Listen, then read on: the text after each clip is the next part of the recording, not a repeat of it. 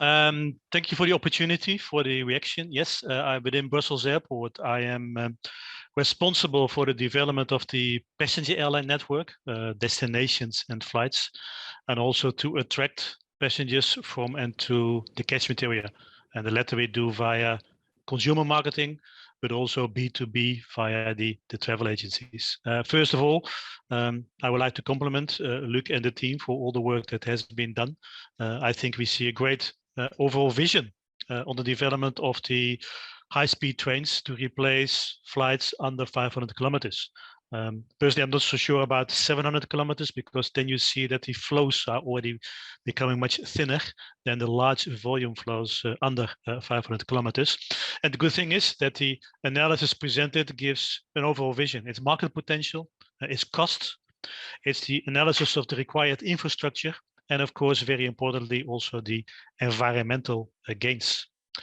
It's interesting, I think, to give you a view on the position of Brussels Airport in the middle of this European diamond, you could say, in between Amsterdam, Cologne, Bonn, and Paris. Brussels Airport today is a mid-sized European airport.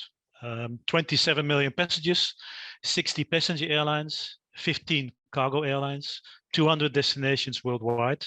And of course, we're not only serving Brussels, which we proudly present as the capital of Europe, but also the whole of Belgium, but also the southern part of Holland and the northern part of France. An interesting fact, an anecdote, is that Brussels was the first European airport with its own railway station.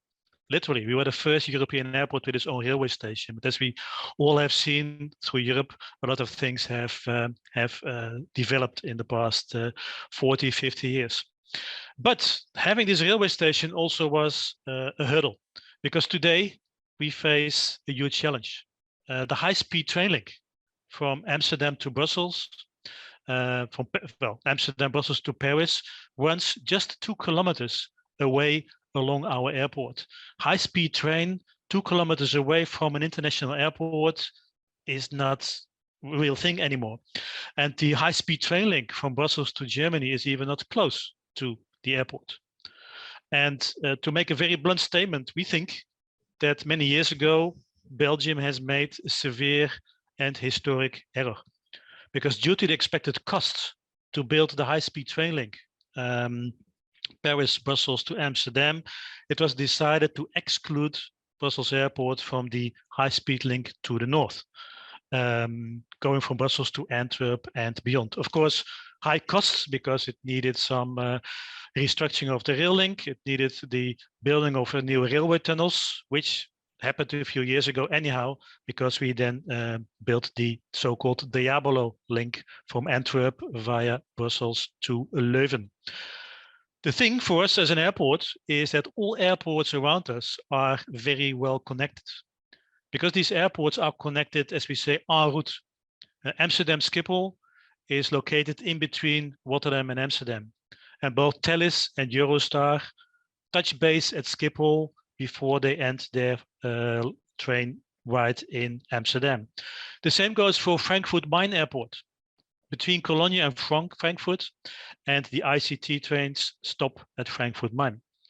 Paris-Charles de Gaulle is not really en route to Paris, because there the trains go to Gare du Nord, but still it's very efficiently located en route to Disneyland, Léon, and further south. And it's in fact only London Heathrow, which is not connected to high-speed trains, simply because it's to the west side of London, and therefore almost impossible to have a fast and efficient connection. And being not connected to the high-speed trains means that we have a huge impact on the competitive position of Brussels Airport, and I dare to say also on Belgium as a whole. Because today, from Belgium, from our country, we have 17 high-speed trains per day to Schiphol, as Luc also showed in his presentation. To Frankfurt, we have 6 high-speed trains per day, and to Paris-Charles de Gaulle, 10 high-speed trains per day. In total, 33 high-speed trains per day, counting the 2019 frequencies, from our Belgian core catchment area to other airports. And literally zero high-speed trains to Brussels Airport. It means that Belgium is served is well connected by 33 daily trains to the 3 airports around us, but no direct trains, high-speed trains from these countries to Brussels Airport. So the question mark is, how can we expect that Brussels Airport will further develop its intercontinental network if the Belgian catchment area continues to be drained by our neighbors, which is completely counterproductive to the ambition of Belgium as a country and the growth of our economy. So on the one hand, we of course fully support the substitution of flights under 500 kilometers. We were not against the new aviation tax of €10 that was introduced by the Belgian government. Because we also believe that under 500 kilometers, high-speed trains are the future. But the question mark then is, how can we maintain our current position as a key airport to the capital of Europe?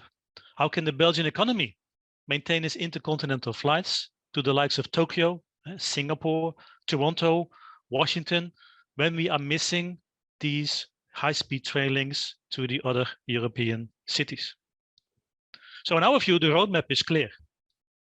We as an airport need those high-speed train connections to Amsterdam, Rotterdam, to Cologne, Frankfurt, to Lille, Paris, and to London.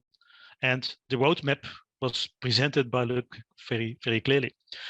And the strong passenger volumes are already there, because from Brussels as a city, but also from Antwerp, from Belgium, we already see some of the largest point-to-point flows to other European airports. The flow, the basic flow is there to build also traffic to the airport. And in our view, indeed, frequent high-speed train services can almost immediately replace the frequent current flights to these cities. And yes, also as an airport, we are prepared to invest in these seamless connections. Baggage is the main issue. How can you transport baggage as efficiently as possible from the railway station underneath the airport into the baggage system and provide a quick connection to the planes. So this requires, in our view, a so-called second Belgium high-speed train junction at Brussels Airport. There's already one at Brussels Midi. It's not helping us as an airport. What Brussels Airport needs is a second high-speed train junction to the north of the city and not only to the south of the city. It also means we do not request new tracks. There will be high costs, but we do not request new tracks. We request an optimization of the current tracks, but also some rerouting, more or less, some cases more, some cases less, via Brussels Airport. And I think Luc's presentation was very clear. And we as an airport would be very pleased to continue the work with his team so that also Brussels Airport will offer the same kind of connections that the airports in our neighborhood already are offering. And I think the analysis showed quite well that with the increase of the frequencies, with the available seat capacity on the current trains, that a lot of short-haul flights can efficiently be replaced by high-speed trains.